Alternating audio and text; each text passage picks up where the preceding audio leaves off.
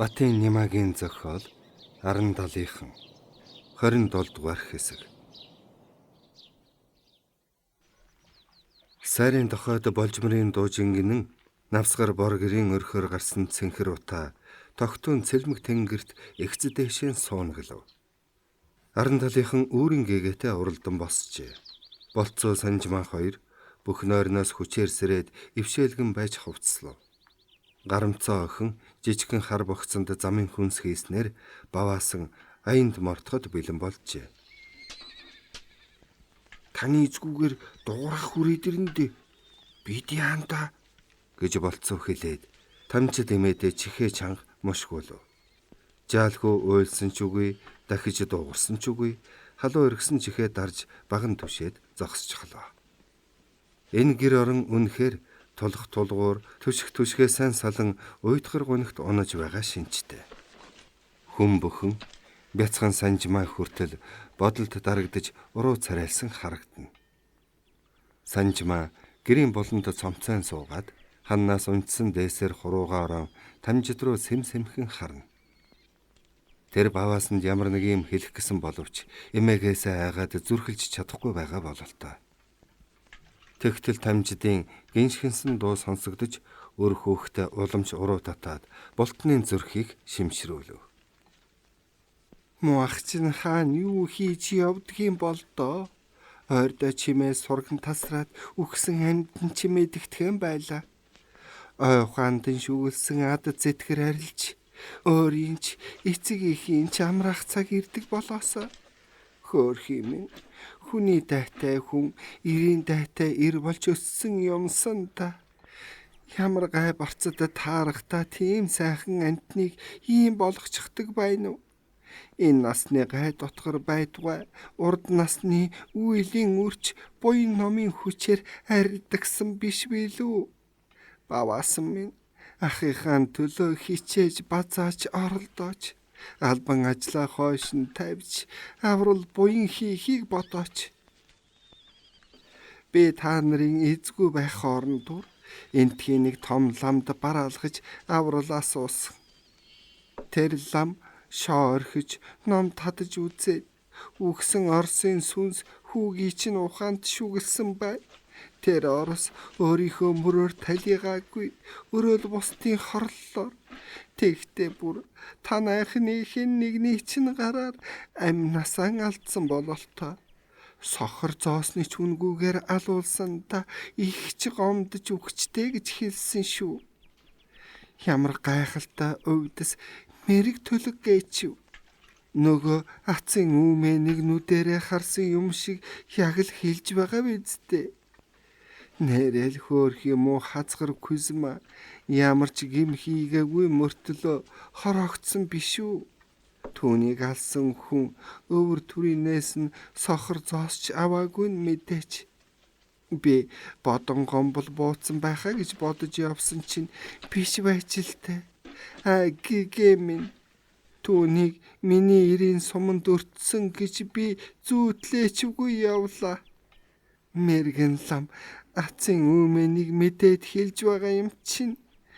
Хазгар Кузьмагийн тархинд чухам хинийн сум тусныг бас л мэдэж таараа. Тэр ламтан чиний хүүд тэрс номтны сүнс шүглсэн болохоор түүнийг арилгахад тун хэцүү. Гандангийн их хүрднүүдийг 10 түм эргүүлж юм судар үүрэн өндөр жанрайсгийг 1000 дахин тойроод дээрхийн гигэнт их өргөвөл тэр барцд нь нимгэрнэ гэж айлтсан. Баваасан хүү минь ахыхаан энэ насны төлөө залбирал үлдэхээс гадна аавынхаа хойд насны төлөө цогтой гүнгэрх хуруулахгүй бол болохгүй.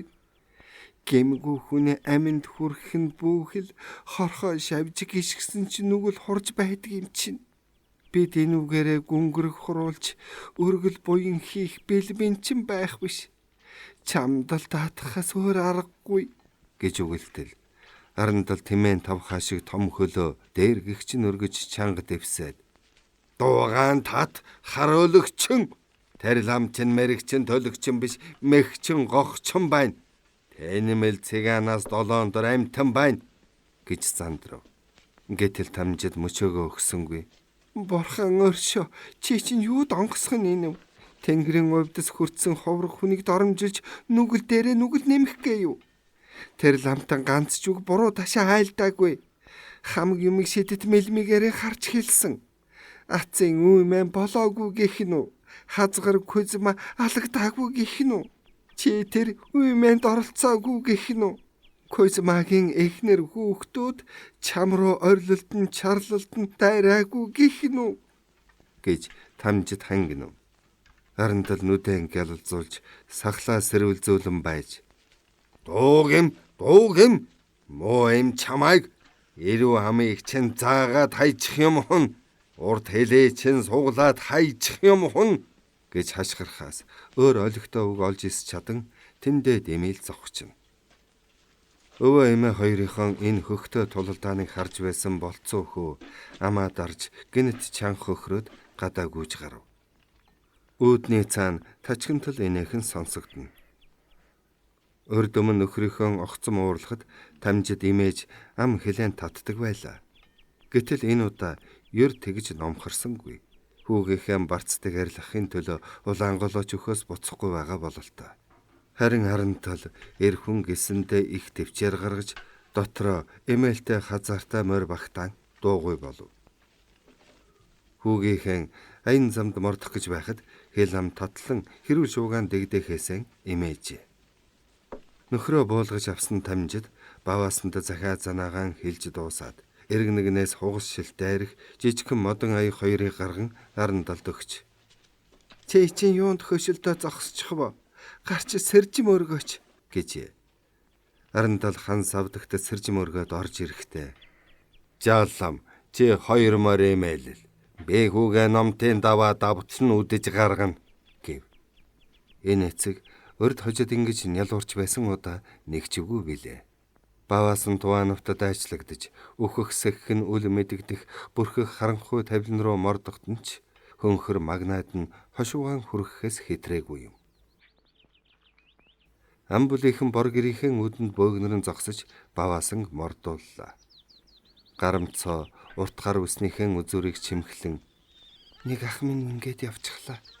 Харин нөгөө ах л битгий үзэгдээсэ гэж бодоод сэмхэн шүүрс алдав. Эцэг хөө хоёр цэцэн хааны хүрээ чиглэсэн дардан замд орж шогшуулв. Уул толгойд тал хөндөй хосолсон энэ цэлгэр цэнхэр нутаг ургах нарны улбар туяанд гэрэлтэн үлгэрийн дагшин орны зураг мэт харагдана.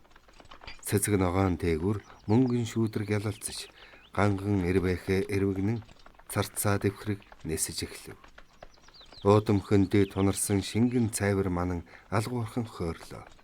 Эцэг хүү хоёр номтын давааны оройд гарч ирлээ.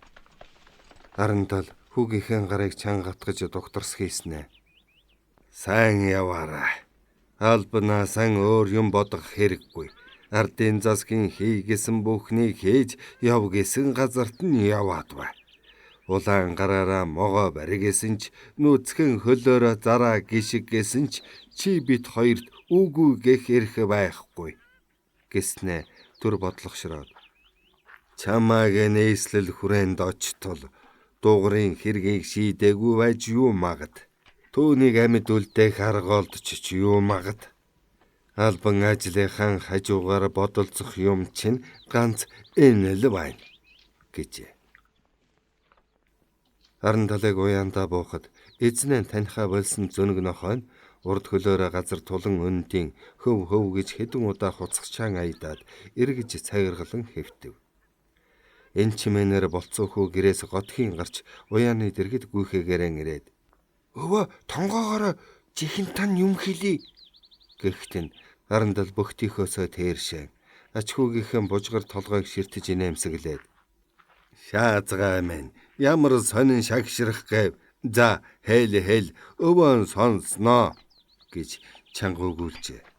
Гэтэл жаалхүү бяцхан хуруугаа гоцойлгон өвөөгийнхээ уруулыг дараад жиш чимээгүй гэснэ гэрийн зүг дохин дуугарах хүрээд ирсэн гэж шивгэнэв. Арантал өөрийн мэдлгүй тонгоогоод ачийнхаа бужгар хархан үсийн сэрвэлцтэл шүүхрэн "Чи юу гэнэ?" гэж дахин асуула. Болцоо гэрийн өдрөө хялмалцсан байж "Яагав тий дугуурах" гэв. Арантал үнд түншүүрээр түншүүлсэн хуш адил гуйван салганаад уяа гэр хоёрын дунд тэнэгэлзэн зогссноо өөдрөө данхалзан алхажээ. Гэр дотор нэг ч амьд амтан байхгүй юм шиг намгүн байлаа. Тамжид цагаан эдэ, боорцог, боргөрөөсний борц мэтийг туглын арсан уут руу яаран сандарнж ихэж, жалам баваасангийн орхиод явсан цагаан жисчүү цамцыг угааж, гарамцоо цуу ямбуу захтай торгон өмдний дотор талд нууц халаас шидэж, бүсгүүчүүд тус тустай мундашгүй ажилдаа болчихсон харагдана. Жаахан санжмал хоёр гараа нийлүүлэн хормоо дээрээ тавиад дээрэмчин ах руугаа дүрлийн ширтэж ор авдар хоёрын хооронд хавчуулагчаад сууж байна. Өргөн халах гэр хөх тэрмэлдээ сугалдаргалж шар дурдан бус орон луужин гутал өмссөн дугар хоймрын орны өмнө дэвсэн адсхан дээр тухлан завлаад хайрсан талах цэцгийн дэдүрэн идэж сууснаа эцэг рүүгээ сүлэмхийн хараад аавараа дэрлээ. Би тантай ганц хоёр үг солиод мордох гэж ирсэн юм. Тэгтээ энд биш гадаа гэж яаран хэллээ. Саяын болж өнгөрсөн хэрэг явдлыг эхээсээ нуухаар шийдээд эцгийнхээ үг алдахаас болгоомжлон ийм сануулга урдчлан өгч байгаа нь илт мэдэгдэв. Дугар ёр юу ч болоогүй юм шиг Туанын зэрэгт мордохоос өмнө гэр орондоо хэвийн байдлаар ажтарж байсан шиг ажиг хинэггүй царайлан сүүлийн хэд хоногт цантын хөндийгээр яваад ирлээ. Манайханд талуулж сүрсэн пүүснүүдийн суурин дээр шинэ хятадууд ирээд шавар байшингуудыг засаж тордон худалдаа наймаа гаргаж эхэлсэн байна. Юмны элбэг гэдэг жигтэйхэн хоргой торг хуйгаар нь цай тамхи хунз хунзаар нь гадаанаа болчихсон байх юм. Асгарсан гурил будаанд нь бор шувуул цадаж байх шиг харагдлаа. Би бас брэм хэд орсон. Залуу хөгшин хоёр ламыг гавжийн дамжаа барихт нь мундаг том будаалга болсон. Хээдийн цорж нь их ухаантай хүн болол та. Будаалганы дараа хэрэг тарж баанд орсон нэг бандийг нэгүүлсэн өршөөж зоог гүнцэг хүртээгээд баа шахалтай хэрэгсэхгүй болгосон гэж ярьлаа. Эхтээ молиг өмхөөлж байгаа дугарын энэ далд утгатай зохиомол үгийг Арантал үнэн сэтгэлээсээ үнэмшсэн юм шиг толгой дохин чагнацсав. Бүсгүүчүүд ногдсон үүрэгт ажиллаан хийж дуусахад Арантал дугар хоёр нөгөө хідэн үгээ солилцохоор гадаа гарч тэрэгний арал сандайлан сууцгаав. Арантал аль болохоор тайван байхыг хичээн. Бие саатуулахын тулд гашуу навчин тамхиа дээрээс нь баагуулна.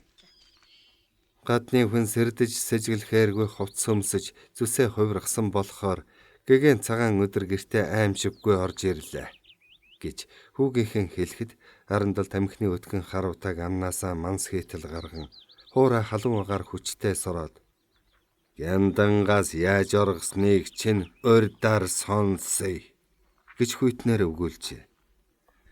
"Яндангаас би өөрөө оргоогүй. Хүн намайг оргуулсан.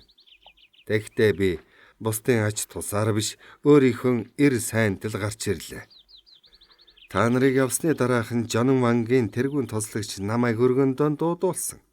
Эхлээд тэр түшмэл намайг байцааж, дараа нь би түүнийг байцаагаад энэ хачин уулзалт бүр сүүлдээ миний өгсөн сургаалаар дууссан юм шүү.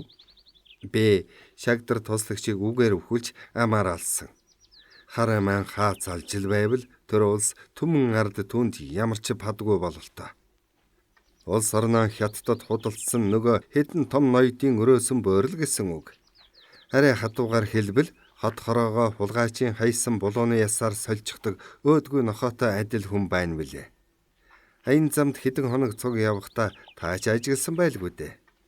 Яхир хэрсүү арга залтай боловч ийм л нэг сул талтай хүн юм. Тэр сул талыг би ашиглалгүй яах вэ? Гяндандан буцаж очоод нам тайван унтлаа. Сэтгэл амарч бас гэдэс цадсан болохоор тав алдах ямар шалтгаан байх вэ? Нэг сэрсэн чинь шүн болсон байлаа. Миний өмнө дэнлүү барьсан хуйг зогсож байгаа харагдав. Данхар том хуйгийн араас нэг хүн гарч хажууд минь тулж ирлээ. Тэр хүн бол шагдар туслагч байна гэж би дуугаар нь таньсан. Хэрв чи бидэнд ямар ч хор хүргэхгүй гэж андгаа тавих юм бол би чамайг суллахаар шийдлээ гэж шагдрын хэлэхэд хүн нэг удаа амьдрдаг атлаа 2 удаа тангараг тавьж болно гэж юу? Би чинь тавих ёстой тангараг аль хэдийн тавьчихсан хүн шүү дээ. Дараачийнхаа тангарагыг хойд насны төрөл олсон үедээ тавина. Харин та нар мэтэн амьтдад хор хүргэж гараан бузарлахгүй гэж би хариулсан. Намайг тэгж хэлмэгцэс шаа түшмэл гав тушааг мултлан баатантай юм задлж хувцс хунар гаргалаа. Тэгээд үүнийг өмс чи сайн ир учраас нууцан хадгалж чадна байх. Чамайг би оргуулаагүй. Өөр нэг үл мэдэгдэх этгээд оргуулсан болог. Хүн амьтан үрд тэгж ойлгох гэж хэлснэ. Шинэ хувцс бэлгэлэн буу зэвсгийг минь буцааж өгөн тэр. Данхар хуйг хэдэн уйн ханын толгойноос сугалж ав. Намайг уйн суглан хан давж оргосон болгож байгаа ухаантай юм бидтэй. Бидний гадаа гарахад нэг хүн гяндангийн үүд хөндлөсөд унчихсан хөдлөхгүй хөвтөж байна. Тэр хүн хэдийн өгчихсэн бололтой. Шагдар туслагч нэг золгүй амтныг манаанд зогсоосон болоод хор амсуулж золионд гаргаснаас зайлаагүй. Ухаанда тэр үл мэдэгдэгч этгээд манаачийн хорлоод намайг оргуулж байгаа хэрэг болгож байгаа юм бидтэй. Унаж явсан морим нь уян дээрээ эргэлдэн дүүхэлцэж эзэн намаагаан хүлээж байлаа. Дугар ингэж суллагдсан баянгаан тоочход арандал царай бараалган чээч өөрийнхөө эр сайнд гараагүй юм байна л да. Шагдар туслагчийн далдын бодол. Дүүгийн чинь нүрийн буян хоёр л чамайг суллаж. Харин хэнгэгч золгүй амтэн золионд гарсан бол доо. Чиний ам мөнч өндөр үнээр аврагдаж дээ. Тэр манаач хинч байлаа гэсэн адгуус биш хүн шүү дээ. Хүний ам шиг үнэтэй юм хаана байх вэ?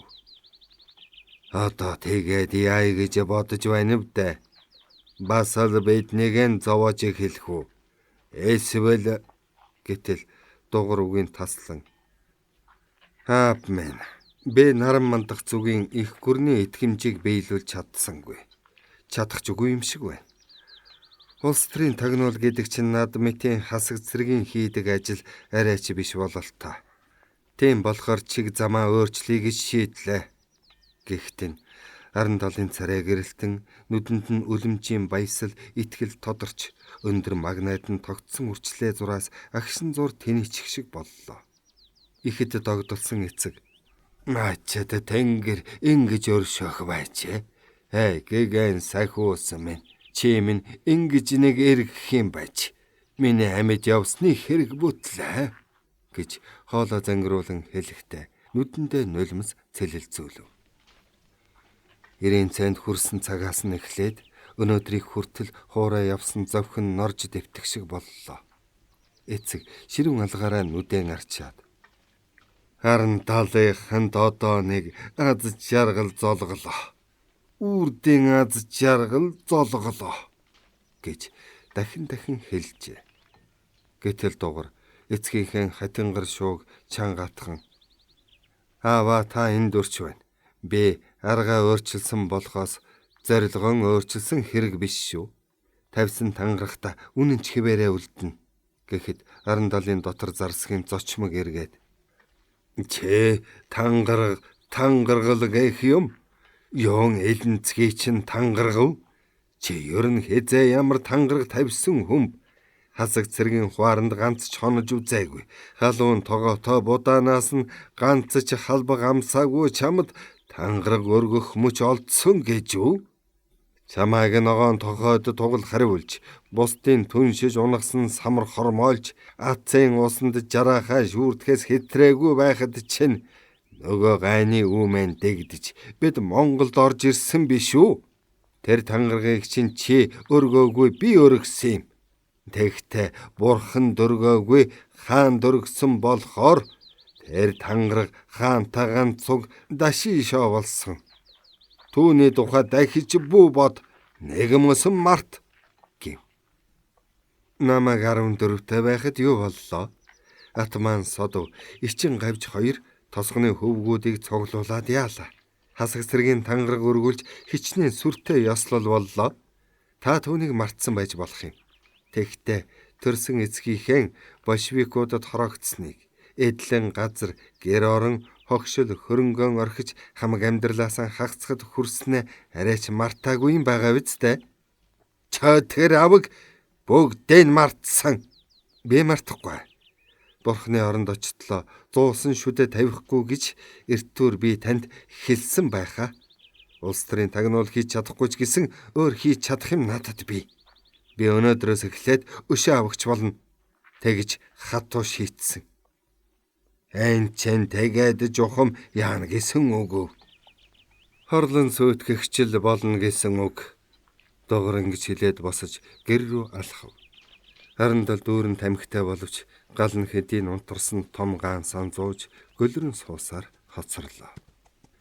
Тэртээ баруун хойд зүгт олон уул толгодын дээгүр сүндэрлэн байгаа хөх сардгийн цаанаас хурын бараан үл нүгэлтэн гарч тэнгэрийн мандлыг алгуурхан эзэлсээр байна. Харин дал товчоо яаран тайлж ингрэн сэлв. Алсад тэнгэрийн дуу бүдгхэн үргэлж газар дэлхий дөргөн чичирхийлэх шиг болно. Хашааны шон дээр суусан хар төрлөх далавчаа дэрвүүлэн амаа ангалзуулж байдаг чадлаараа хашгирна. Тэнгэр бүрхснээс үчийн агаар ам бүтмээр бүгчин болж үе төмөн шумул бужигнаж эхлэв. Эдгээр бичил биетэн аран далын нүүр ам хүзөө хоолой гар хуруу ёр ил гарсан газар бүхэнд зай завсаргүй сууж пиндиж улаатлан сорж гарлаа. Гэвч арандал хөдөлсөнгүй. Нөгөө өшөө авагч гай гамшигт аяндаа мордож арилсан хойнч зовлонт эцэг тэрэгний харалдаа наалтчихсан юм шиг суусаар байв. Буянцаа эцэж сулдавч баруун хойноос зүүн урагшаа урссан нарийнхан голыг өгсөж хөлсөө арчин алхана. Тэр орой сайрын дохойд гарсан буундуу гарамцаа болцоо хоёрын хашгиран дуудах царга шингэн аваа чихэнд нь үргэлж сонсогдно. Гараа зангидж шүдэн зуугаад гарамцаа минь чи явдаа даанч яв. Чамайг инхийн чинээ сансангүй. Эцгий чинь илч зарц болж өмнө талын нутгаар зовж зүдэрч бөндгөрөө алдах шахан явхта намайг эзгүүчлэн өрөөл босдын өвөртө цэнгэл эдэлж хэвтгийг чинь ядаж зүүдэндээ ч харсан болоос. Хэрв тэгсэн бол би танайх руу яалаа гэж зүглэх билээ. Тэр чихтэл хулжиж арилах байсан. Чиний хуурамч хайр уян зулгүй аашинд би дэндүх итгэж дэндүх дассан байж. Өнчин өрөөсөн миний мунхаг ухааныг чи ямар айхтар нүнчгүйгээр илбитсэн юм бэ? Чи ингэх байж намайг анх юунд хавтуулав? Айна майхан дотор миний сайртайгаар болбрайсгаа мөрийг чинь илэх үед сарвуугийн минь хуг зөгчих чинь яава. Тэгсэнсэн бол би чамд яалаа гэж дасах билээ. Юунд ингэж шаналан тарчлах билээ. Миний зүхтаж гардгал буруу боллоо. Танаагада зогсож байгаад тэр омглон балмад ирий чин суманд онгодож тэндээ өгтгөл байж. Тэгсэн бол миний сэтгэл чамарч, яс чамарч чиний багч ханах байсан гэж бодсоор гэлдэрнэ. Харан талын хаяанаас ам золбин гарч бүтэн 3 хоног аялахдаа замд ойрхон байсан ганц айлд орж хээл гартлаан цадаад бусад цагт уулын жимс голын ус хоёроор өл залхан явжээ. Барагдашгүй урт голын их дэминийг шувтарч ургамал модон түймэрч чадаж хувхаарсан халзан даваагаар буянцаад авч ар зоороо хурдан алхасаар буулаа. Хойноос чанх урагшаа чиглэж урссан ингрээрээ бургастай том гол цэлгэр хөндийн зааг болж харагдана. Тэр голын зүүн дэнжид багавтар хийд хятадын пүүс байрлжээ. Хийдийн голд байгаа өндөр тоосгон дугны алтан ганжрууд нүд гэлбуулан тэндээс дум бүрээ харангийн дуу сонсогдно. Хүрээ болон пөөсний орчимд морьтой явган хүмүүс сүлжилдэн лам нарын мужиж хайсан ясан овоог тойрч золбин ноход гүйлдэнэ. Пөөсний сахалтын хэртэй газарт шинээр барьсан модон байшин хэдэн гэр харагдах нь саяхан байгуулагдсан албаны газрын шинжилтгэн. Байшингийн дээвэр дээр жижигхэн улаан түг дэрвэж байна. Зүүн талаас зурайж отсон хөсөг тэрэгний зам энэ суйранд нэлээд ойртоод 3 салаа болж, нэг нь хийд рүү, нөгөө нь пүүс рүү, гурав дахь нь модон байшин руу чиглэжээ. Энэ замаар аянчид мөргөлчд тасралтгүй цовно. Буян цаг салаалах замын уг дээр хурч очтол 5 тэрэгэн шуудатай ноос овоотол очсон хөсөг дэрэгд нэрж зогсов. Түүчээ шараат хөтөлсөн залуу ир өсөг тэргээ улаан тугт байшин тийш чиглэсэн замд оруулах гэтэл хажууд нь явсан хууд сахалтай ахмаг насны пагдгаар ир "Ааш чинь хаажих нь вэ? Гэгэн өдөр тоорхон уу? Пүүс ордог зам энэ байна шүү дээ. Тэмээгэн эргүүл" гэж зандрав. Залуу ир "Төөрсөн хүн алгаа, явах замаараа л явж байна. Ноосоо хоршоонд л өгнө" гэд жишимчгүй алхахад хижээлэр "Зогс гэм зогс" гэж түрүүчийнхээс уламж чанга зандарлаа. "Аава, хятадын пүүсээр үлийгээ хийх гэсэн юм. Үүнээс өмнө данжаад шулуулсан чинь багтаа юу? Одоо тэгж ярихгүй шүү. Хоршооруул очно" гэд залуу ир алхаагаан хурдсгав. Аран талыг харсаар байтал эцэг хүү хоёр түүчээ атныхаа бурантаг булаалдан ачтач ноцолдож эхлэв. Хижээлэр хүч мөхстөн бурантгаан алдаад нарийнхан сухай ташуураа далайн хүүгийнхэн дал мөрлөө дайланбин тэрэлгийн тоос манартал хэд дахин буулгалаа. Залуу ир ташуурыг нь бас л булааж аваад буян цаар өвшөдөв. Эцэг нь бүдүүн хуруугаараа жичлэн хахир дуу хадааж "Тэр мо хоршоо чин чамаа хизээ юугаар гийгүүлсэн юм? Чи тэндээс юуг нь авах гэв? Хамаг ноосо Орос цай, Орос дайлан хоёроор арилжих нь уу? Тэнд чин торг дурдан би юу? Мүйтэн хвар, хэлэн хвар би юу? Гахай гөлөм хулсан ташуур би юу? Нар хамб нанжин чавх би юу?" гэж агсарлаа. "Улсын хоршиг та битгий доромжил. Данжаад та хоёр баян гэлээч Монгол улсаас баян биш. Хоршоо өнөөдөр ядууч гэсэн маргааш баян болно. Тэр цөдгөрхөх данжаадыг чинь барааг үнээр цохиж унгаад гүйлгээг алдсан торг магнаг хамб дембийн химингийн хорхо огтн хулганы хоол болгоно. Хоршоо бараа барагтаач гэсэн хэдэн тэрэг ноос дийлэх ян чантай юм шүү. Шулуулж мөлжүүлж торг авснаас шудрагуу журмаар дайлан бамбал дээр биш үү" гэж хүүхэллээ. Эцэг хүү хоёрын хинэн ч буултхийг шинжгүй. Нэг нөгөөгөө нь давах гэж зөндөө удаа маргалдав.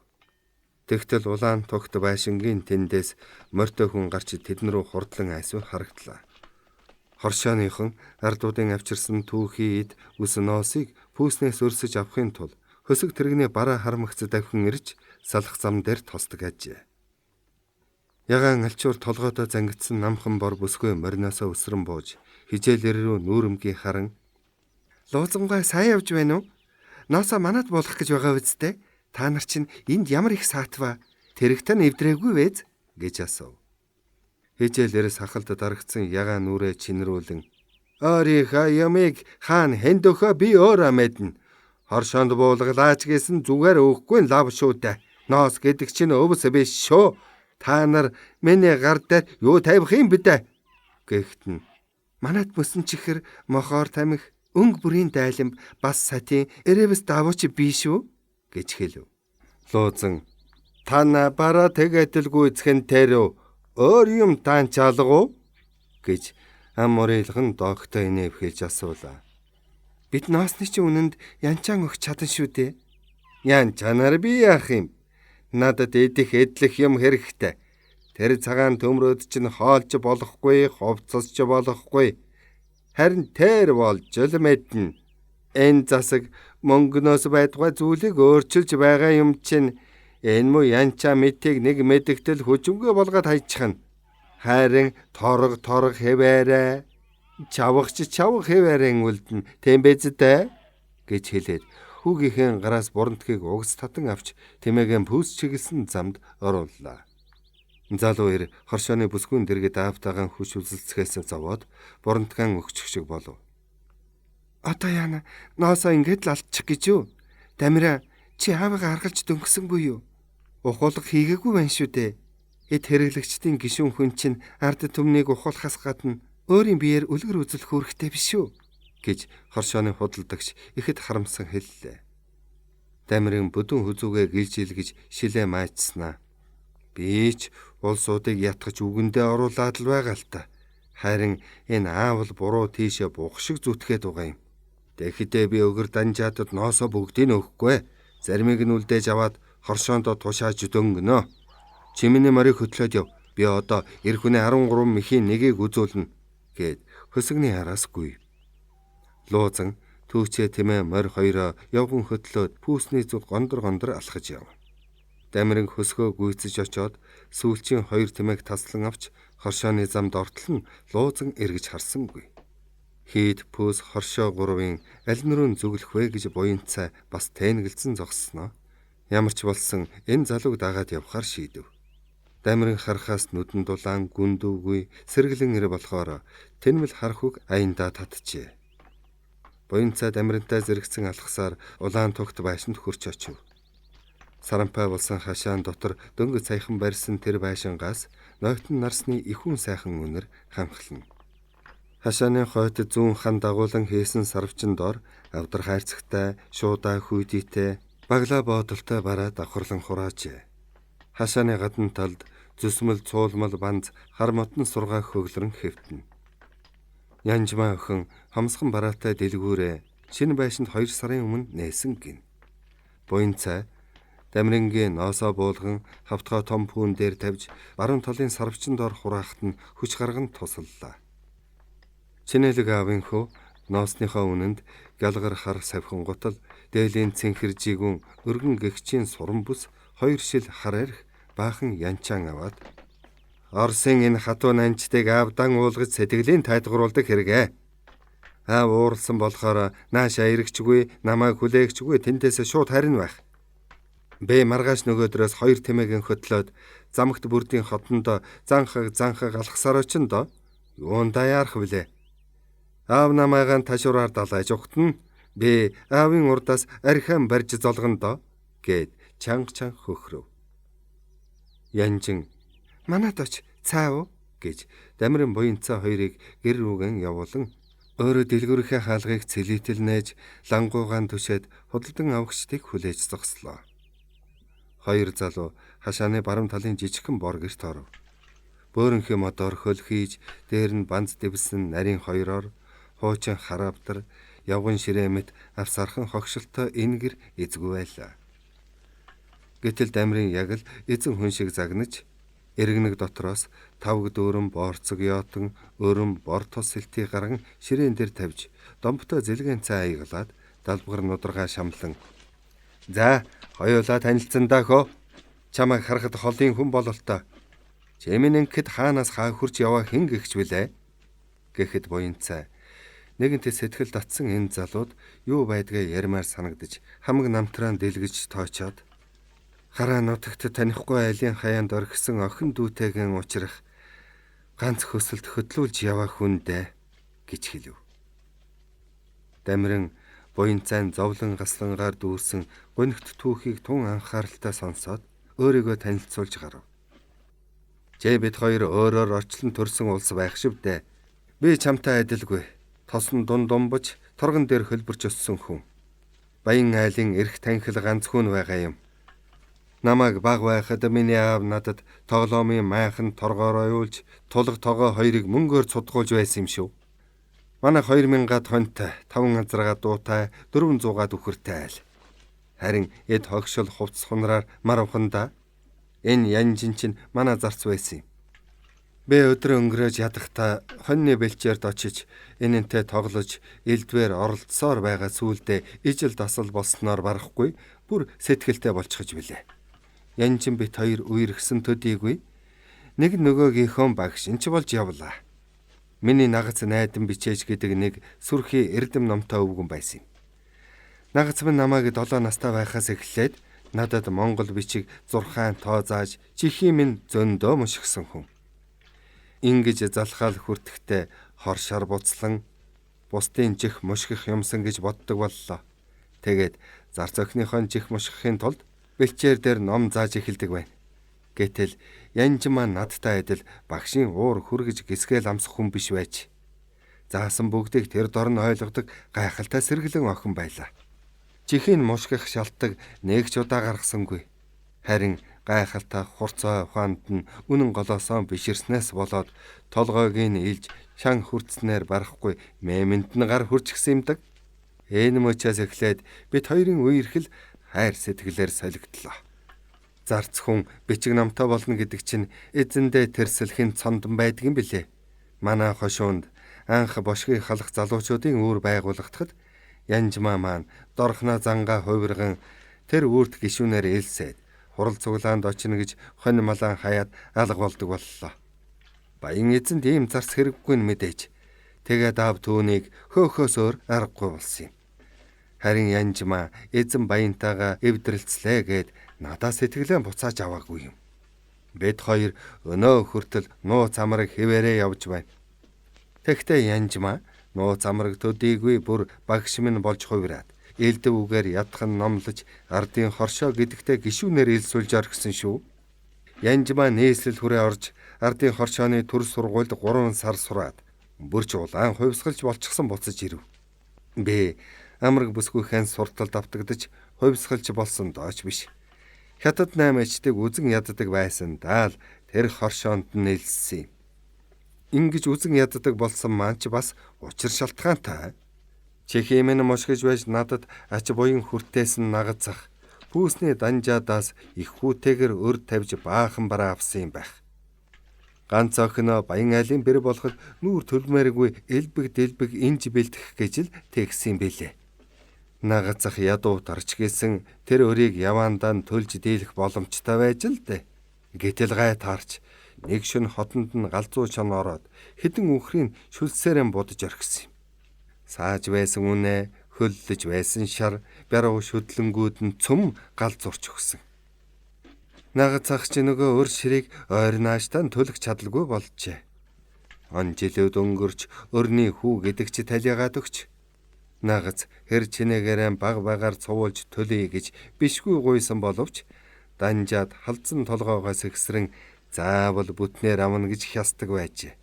Тэгээ сүулт нь тамгын газарт зарга мэдүүлж засаг ноёнд хахуул атгуулан өвгөн бичээчийг ялд унгав. Нагац минь тэр гайны өр ширэнд байгаа хөрөнгө хамж өгөөд үлдсэн өрийг хонгоныхаа махаар төлж салсан да. Эрүү шүүлтэнд биеийн гэм согох сууж хитрхи доройтсноос болоод хөөрхий минь удалгүй нас барсан юм. Манай бас хачин хүн шүү. Хатамахынхаа тэгж зовж байхад өр ширээг нь төлж ялнаас мултлаа гэж яагаад бодоогүй юм бол би гайхад бардгүй юм. Сүргээс 100 мал тууж өгсөн ч авдраасаа мөнгө янчаан гаргаад өгсөн ч манайх гэдэг чинь хотоохгүй айл шүү дээ.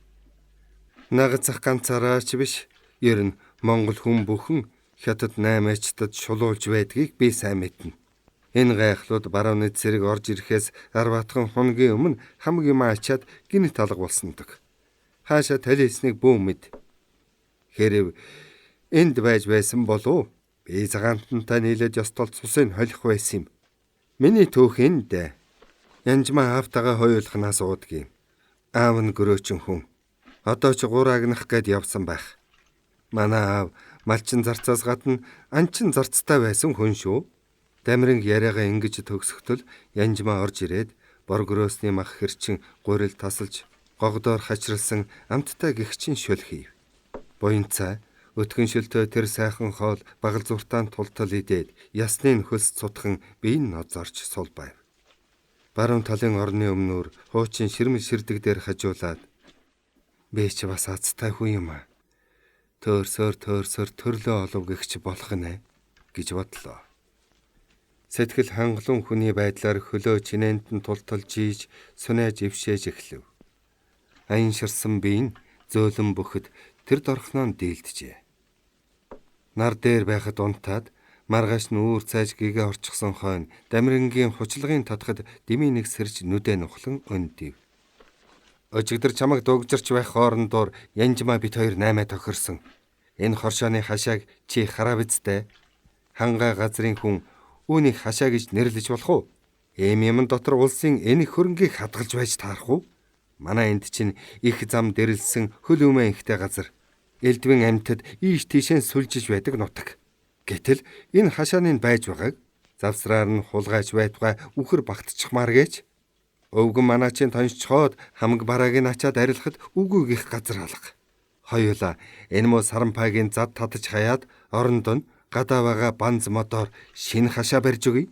Чи бурайд хүн болохоор хашаа барих нь байтугай мотор хүн хийчих юм байгаа биз дээ. Хоршооны гишүүд дундаасаа хувь хөрөн гаргаад энэ байшин хэдэн бурайд хүнээр бариулсан юм. Тэд ердөөл хагас сарын дотор босгож орхисондог. Бид хоёр энэ хашааг их удлаа гэхэд 5 хоногт л барьж чадна. Үн хөлсний талаар санаа зовх хэрэггүй. Ардын хоршоо чамайг гомдоохгүй гэж Дамиран өгөөлөв. Би чинь дүүтэйгээ уулзах гэж их яарч яваа хүн шүү дээ. 5 өдөр байтугай 5 хоромч саатах аргагүй байна гэж буянцааг учралахад. Явган чи яарлаа гэд яах юм? Яваад хаа холдох билээ. Харин чи хашаа барьвал зорьсон газартаа хамаагүй хурдан хүрнэ. Яагад гэвэл хийсэн ажлынхаа хөлсөөр морь худалдаж авна шүү дээ. Би чамд буруу юм ердөөч заахгүй гэж Дамиран ятгалаа. Би явган явж сурсан хөө. Хараагаас оном хүртэл алхаж үтсэн юм. Хоёр улаанаараа жирэлгээд гарвал зорьсон газартаа муу мориноос хурдан хүрнэ. Чамд морь хэрэггүй юмаа гэхэд энэ хоршоог бодож үз. Эцэг эхээ гаминд алуулсан хүн хятад 8-ачтад дэлгэхтэй байхгүй нь лав. Над чиг өширч жигштгэл байж таарна. Бид энэ пүүснүүдийг хурдхан зайлуулах ёстой биш үү? Гэтэл тэдний хэн хөөх юм? Засаг хөөх үү? Үгүй ээ. Энэ хоршоолхоо. Элбэг бараа хям дүүн хоёроор пүүснүүдийг салам цохиж дэлгүүрүүдэд хаахад хүргэнэ. Дэлгүүрээ хаасан данжаад тонлохгүй хайчих юм. Дамирангийн жинтэй үг хэрмэл хар хүүгийн гарт хөрөөсөх бариулж чадлаа. 27 дугаар хэсэг төгсөв.